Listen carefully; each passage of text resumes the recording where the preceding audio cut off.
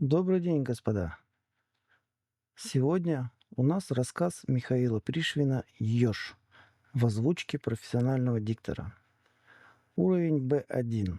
Если нужен перевод, то включите субтитры. Честно говоря, темп речи довольно быстрый даже для носителя языка.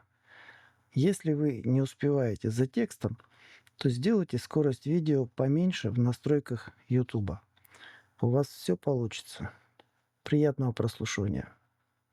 Раз шел я по берегу нашего ручья и под кустом заметил ежа.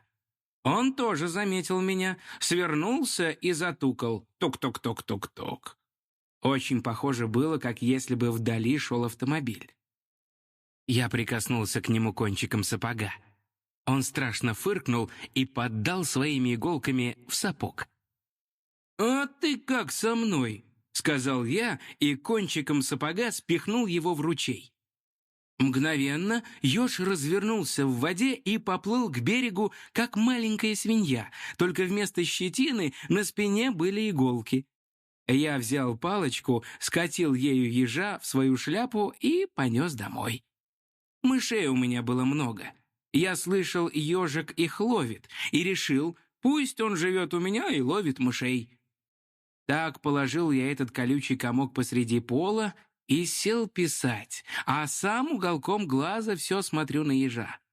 Недолго он лежал неподвижно. Как только я затих у стола, ежик развернулся, огляделся, туда попробовал идти, сюда, выбрал себе, наконец, место под кроватью и там совершенно затих. Когда стемнело, я зажег лампу и... «Здравствуйте!» Ежик выбежал из-под кровати.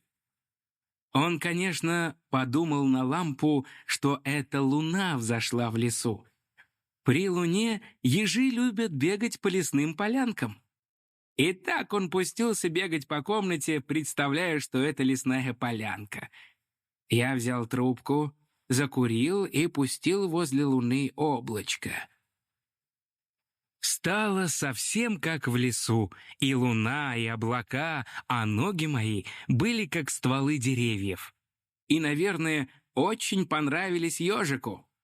Он так и шнырял между ними, понюхивая и почесывая иголками задник у моих сапог. Прочитав газету, я уронил ее на пол, перешел на кровать и уснул.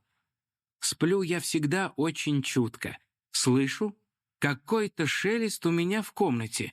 Чиркнул спичкой, зажег свечку и только заметил, как еж мелькнул под кровать. А газета лежала уже не возле стола, а посредине комнаты. Так я и оставил гореть свечу и сам не сплю, раздумывая, зачем это ежику газета понадобилась. Скоро мой жилец выбежал из-под кровати и прямо к газете, завертелся возле нее, шумел, шумел и, наконец, ухитрился, надел себе как-то на колючке уголок газеты и потащил ее огромную в угол. Тут я и понял его. Газета ему была нужна, как в лесу сухая листва. Он тащил ее себе для гнезда. И оказалось правда. В скором времени еж весь обернулся газетой и сделал себе из нее настоящее гнездо. Кончив это важное дело, он вышел из своего жилища и остановился против кровати, разглядывая свечу, луну. Я подпустил облака и спрашиваю: «Что тебе еще надо?» Ежик не испугался. «Пить хочешь?» Я встал.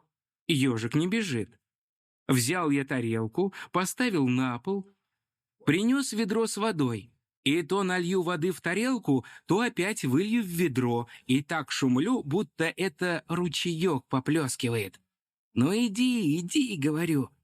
«Видишь, я для тебя и луну устроил, и облака опустил, и вот тебе вода».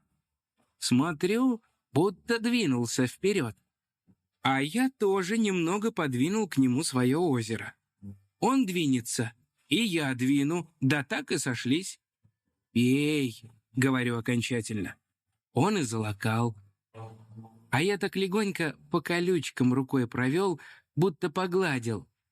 И все приговариваю. Хороший ты малый, хороший. Напился еж, я говорю, давай спать. Лег и задул свечу.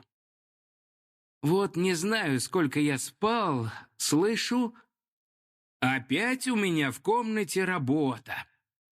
Зажигаю свечу, и что же вы думаете? Ежик бежит по комнате, и на колючках у него яблоко. Прибежал в гнездо, сложил его там и за другим бежит в угол. А в углу стоял мешок с яблоками и завалился. Вот еж подбежал, свернулся около яблок, дернулся и опять бежит. На колючках другое яблоко тащит в гнездо. Так вот и устроился у меня жить ежик. А сейчас я, как чай пить, непременно его к себе на стол. И то молока ему налью в блюдечко, выпьет, то булочки дам, съест. Все успели понять?